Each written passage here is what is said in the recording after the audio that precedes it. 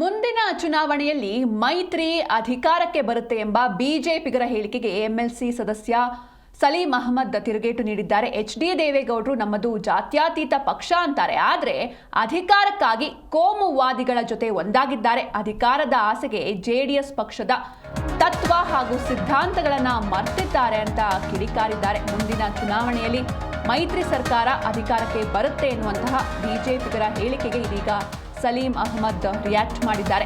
H D. ದೇವೇಗೌಡರು ನಮ್ಮದು ಜಾತ್ಯತೀತ ಪಕ್ಷ ಅಂತ ಹೇಳ್ತಾರೆ ಬಾಯಿ ಮಾತಿಗೆ, ಆದರೆ ಅಧಿಕಾರಕ್ಕಾಗಿ ಅವರು ಕೋಮುವಾದಿಗಳ ಜೊತೆ ಒಂದಾಗಿದ್ದಾರೆ. ಅಧಿಕಾರದ ಆಸೆಗೆ ಜೆಡಿಎಸ್ ತನ್ನ ಪಕ್ಷದ ಎಲ್ಲ ತತ್ವಗಳು ಹಾಗೆ ಸಿದ್ಧಾಂತಗಳನ್ನು ಮರೆತಿದೆ ಎನ್ನುವಂತಹ ಸ್ಟೇಟ್ಮೆಂಟ್ ಅನ್ನ ನೀಡಿದ್ದಾರೆ.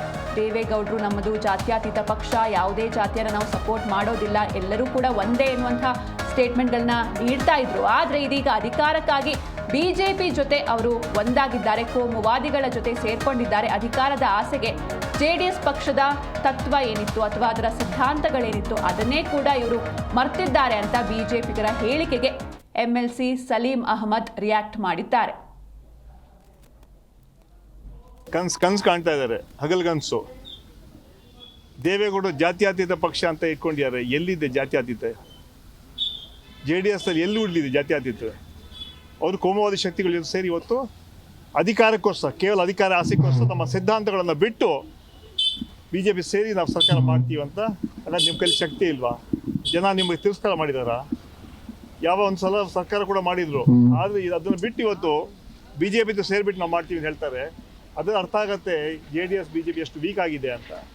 ಜನ ನಮಗೆ 140 ಸೀಟ್ ಕೊಟ್ಟು ಆಶೀರ್ವಾದ ಮಾಡಿದ್ದಾರೆ. ನೋಡಿದಂತೆ ನಡೆದಿದ್ದೀವಿ. ಸರ್ವರಿಗೂ ಸಮಪಾಲು, ಸರ್ವರಿಗೂ ಸಮಪಾಲು ನಮ್ಮ ಸಂಕಲ್ಪ. ಈ ರಾಜ್ಯವನ್ನು ಸರ್ವ ಜನಾಂಗದ ಶಾಂತಿ ನಮ್ಮ ಕಾರ್ಯಕ್ರಮ 5 ಗ್ಯಾರಂಟಿಗಳ ಅನುಷ್ಠಾನಕ್ಕೆ ತಂದಿದ್ದೀವಿ. ನಾವು ನೋಡಿದಂತೆ ನಡೆದಿದ್ದೀವಿ.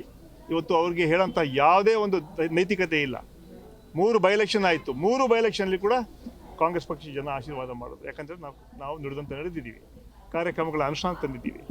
ನೇರವಾಗಿ 5 ಗ್ಯಾರಂಟಿಗಳನ್ನು ಇವತ್ತು ನೇರ ಜನರಿಗೆ ಸೇರಿದೆ.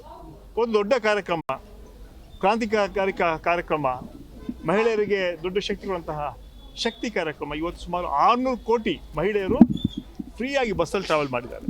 ಅದಕ್ಕಿಂತ ದೊಡ್ಡ ಕಾರ್ಯಕ್ರಮ ಬೇಕಾ? ಯುವ ನಿಧಿ ಇರ್ಬೋದು, ಅನ್ನಭಾಗ್ಯ ಇರ್ಬೋದು, ಮಹಿಳೆಯರಿಗೆ ಶಕ್ತಿ ಕಾರ್ಯಕ್ರಮ ಇರ್ಬೋದು, ಅದೇ ಫ್ರೀ ಕಿರಣ್ ಕಾರ್ಯಕ್ರಮ ಇರ್ಬೋದು. ಇದ್ರ ಮೂಲಕ ಗೃಹಲಕ್ಷ್ಮಿ, ಗೃಹ ಜ್ಯೋತಿ ಕಾರ್ಯಕ್ರಮ ಇರ್ಬೋದು. ಇದ್ರ ಮೂಲಕ ಸಮಾಜ